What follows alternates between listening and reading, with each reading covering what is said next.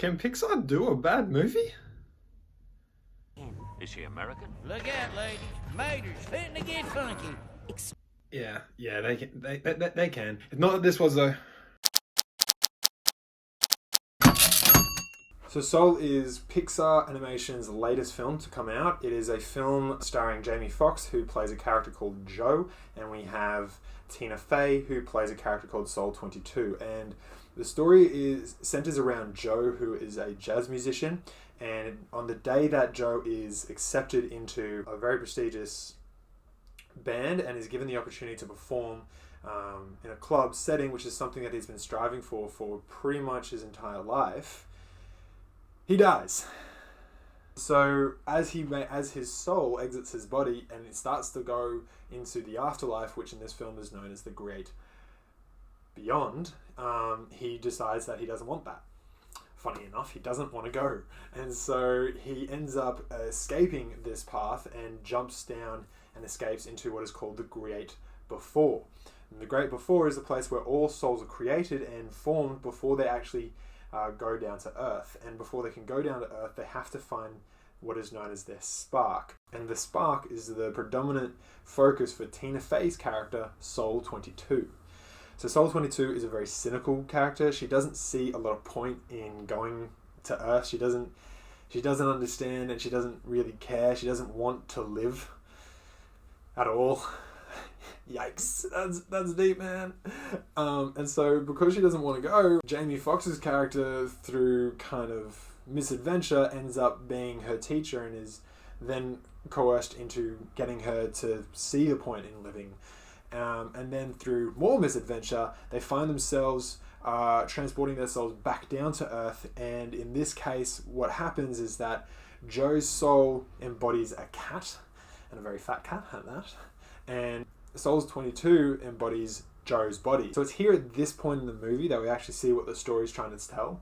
And it's at this point that the story really kind of kicks in, and we get this wonderful kind of experience between the two. And we get Soul 22, who begins to see a bit more joy, and we get Joe, which for me is the more interesting focus in this film, kind of question how he's been living his life on Earth, and whether or not his dedication and focus to something he's been doing his whole life is actually the correct course of action for him to take.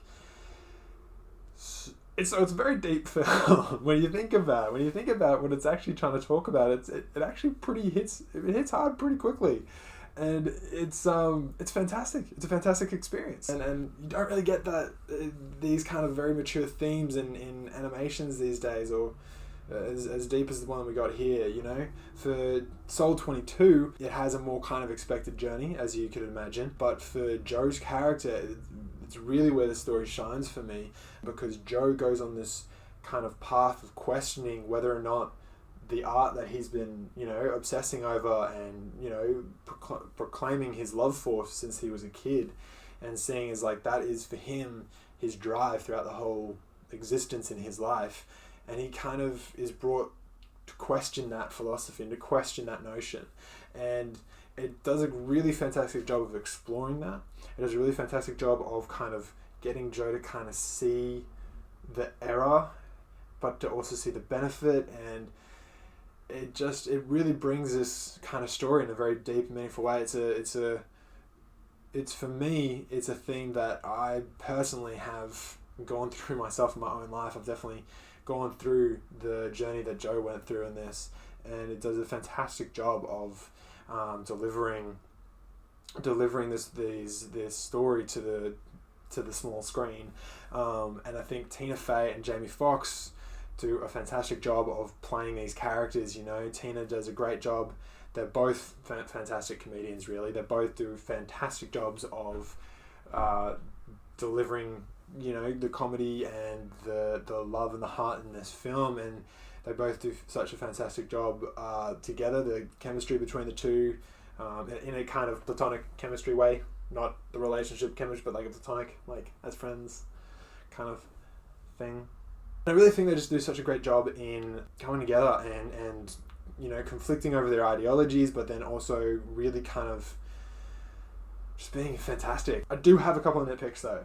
And one of them is the fact that it seems to be in a very bumpy start for me. It just takes a little while to get to the story they're trying to get to, and it feels like they kind of have to be like, hey, here's the setup of this world, then we're in. Okay, go, tell the story. It just kind of takes a while to kick in. And then the ending for me is something that it is a nitpick. I acknowledge that this is a nitpick, but I'm going to say it anyway.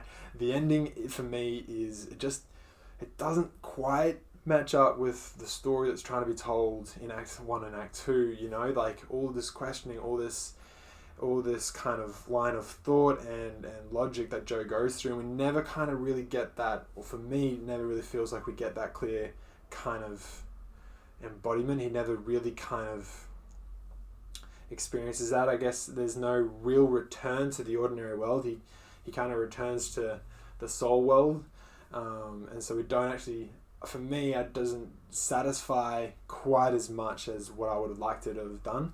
But it's still a fantastic ending, and it still does a really great job of telling the story it's trying to tell.